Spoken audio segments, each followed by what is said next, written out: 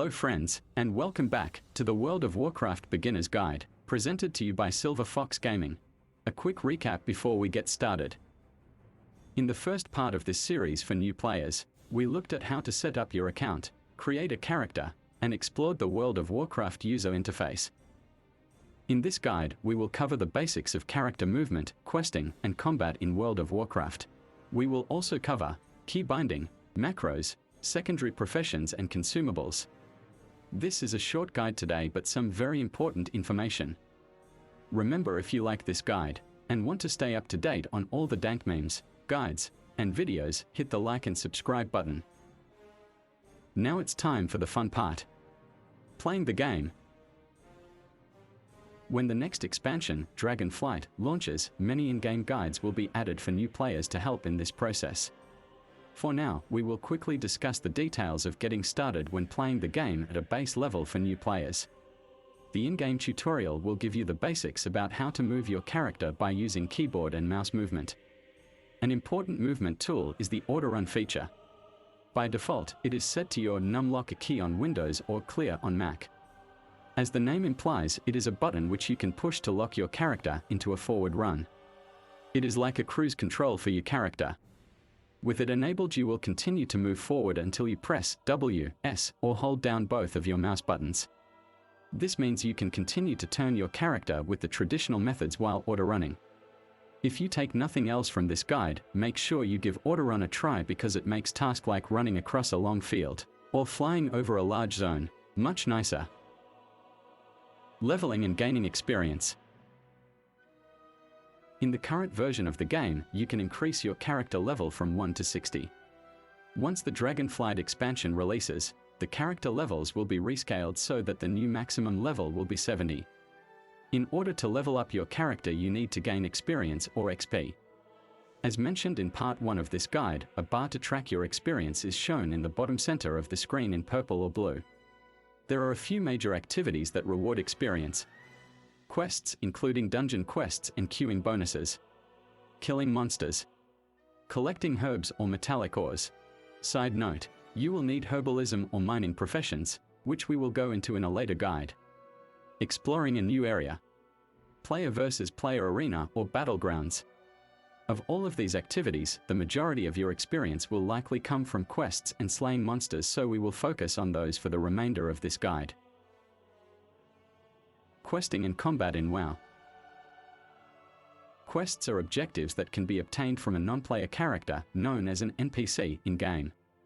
In general, quests take on a few different forms, the most common of which include killing enemies, collecting items, collect items from slain enemies, finding another NPC or delivering an item or items to an NPC, escort an NPC. There are a few other types of quests, but these are the ones you will see the most. This guide will focus on how to read quests, so you will be prepared for any type of quest thrown your way. We log in and see a NPC with an exclamation mark above his head in the distance. The location of this quest giver is also shown on the minimap. This gold exclamation mark means that he has a new quest for us. After accepting, the quest will also appear in your tracked quests list below your minimap on the right side. You can hold Shift and click on a quest to remove it from the list. To add quests to the list, you can open the quest log, L, and hold down Shift plus click the one you want to track. A shaded area is also added to your minimap after accepting a quest. This light blue shaded area gives you a rough guide as to where you might find the enemies you need to slay, items to collect, or a person to talk to. As a side note, the shaded area will also be displayed if you press M on your keyboard for the full map pop-up. As a hunter, we can attack from a distance by right-clicking on the wolf once. Once you have started combat, picked up aggro, your character will repeatedly attack without having to click again, called auto-attacking. This isn't very fast though. If we want to take down the monster before it does too much damage to us, we need to use our abilities.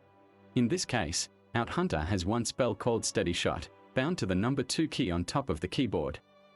If you don't know what a spell does, you can hover over it to pop up a box with a description. This box will tell you the name of the spell, how much resource it costs, the range, how long it takes to cast, what it does and interactions it has with other abilities.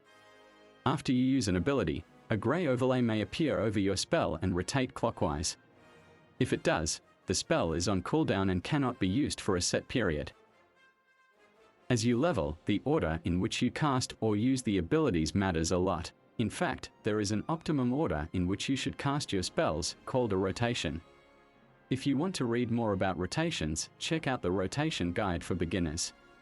However, at lower levels, it is only important to understand what spells do and use them as much as possible. Defeated enemies can be clicked on to loot them and receive items. You will know you can loot a defeated enemy if there is a faint sparkle around their body.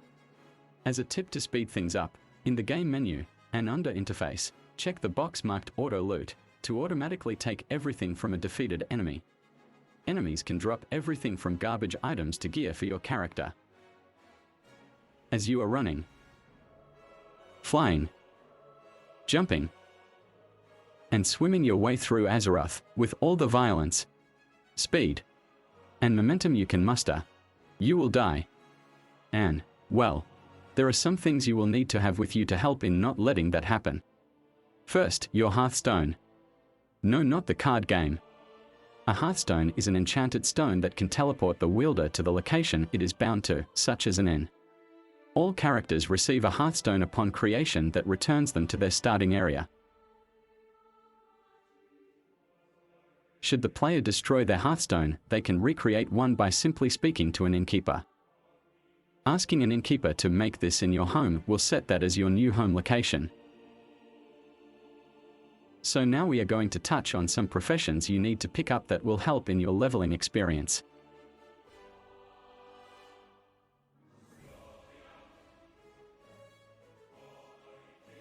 Cooking and fishing are some of the secondary professions in World of Warcraft.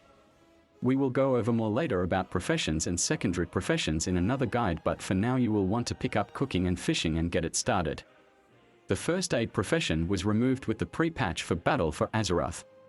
Instead of having a separate category for the profession, now alchemists can make antidotes and tailors can make bandages. So you have to head to the auction house to pick these items up. Just have a few in your bags for when you're out and about. Cooking. What does it do? A cook can prepare different types of food which will restore health and provide a variety of well-fed buffs when eaten. Do I need any gear? You'll need ingredients for each recipe. Meat and fish are common, which can be found by killing beasts, fishing, or from vendors. You will also need a cooking fire to prepare meals over, which you can find in many places, like inns, or you start one yourself, wherever you are. Besides easy access to the food you prepare, Azerothian chefs also have access to daily cooking quests. And yes, we know how tedious daily quests can be, but the cooking quests found in all capital cities are quick and easy to do. Completing your daily gives a good bit of experience, cooking skill ups, reputation for the city you're doing them in, and award tokens that can be used to purchase cooking items like recipes and the fashionable chef's hat. Why take cooking?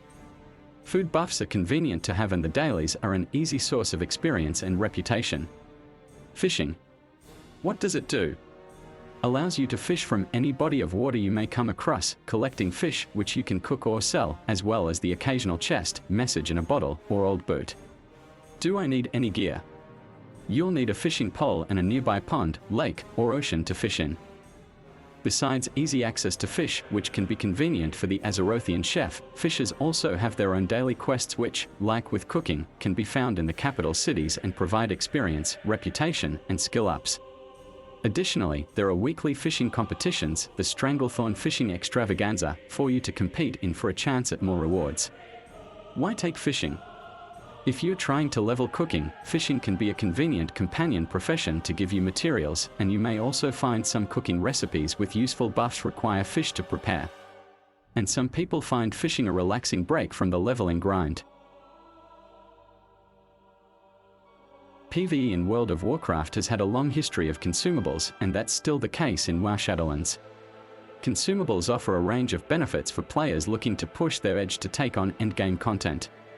Many players muddle through the World of Warcraft without ever touching a consumable, and they manage to make good progress despite hindering themselves.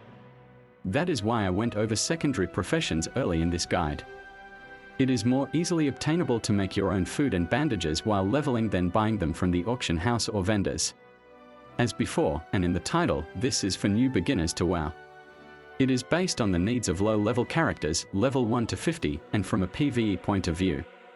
Consumable is a general term for single-use or charge-use consumable items like fire protection potions produced by alchemy, stamina buffing food like a tender wolf steak, or rogue energy boosters like thistle tea. Generally, consumables can greatly buff a player's performance, but usually the components are hard to find and expensive. Particularly flasks can be very hard on the wallet.